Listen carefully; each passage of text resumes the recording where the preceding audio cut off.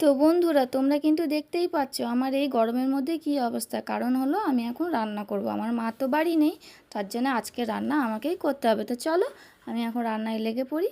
আজকের রেসিপি হচ্ছে ভেন্ডি আলুর তরকারি। তো দেখতেই পাচ্ছ আমি কড়াইয়ের মধ্যে তেল দিয়ে দিয়েছি, তেলও গরম হয়ে গেছে। এরপর একটু পাঁচফোড়ন, দুটো তেজপাতা দিয়ে দিলাম। তো একটু একটু ভাজা ভাজা হোক, এর থেকে যখন একটা সুন্দর গন্ধ বেরোবে সামান্য একটু পেঁয়াজ দিয়ে দিলাম। পেঁয়াজটাও ভাজা হয়ে গেছে আমার। আমি ভেন্ডিটাও দিয়ে দিয়েছি। ভেন্ডিটা একটু একটু ভাজা হোক, নাহলে একটা কাঁচা গন্ধ বেরোবে ভেন্ডি থেকে, খেতে ওটা ভালো লাগবে না। তো দেখতেই পাচ্ছ ভেন্ডিটাও আমার প্রায় ভাজা হয়ে গেছে। এরপর আমি আলুগুলো দিয়ে দিচ্ছি।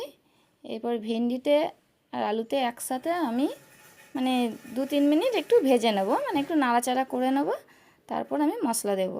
তো দেখো আমি হলুদ নুন দিয়ে দিচ্ছি। এই দেখো নুনও দিয়ে দিয়েছি।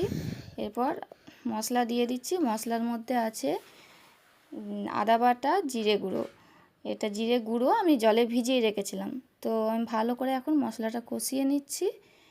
তো চলো মশলাটা এখন কষানো দেখো আমার হয়ে গেছে। এরপর আমি জল ঢেলে দেব।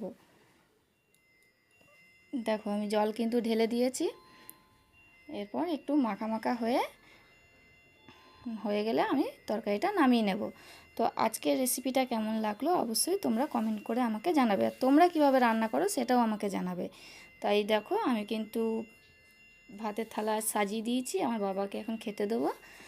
আজ হচ্ছে ভেন্ডি আলুর তরকারি, ডিমের অমলেট আর আমের চাটনি করা ছিল। এই হলো আজকের রেসিপি।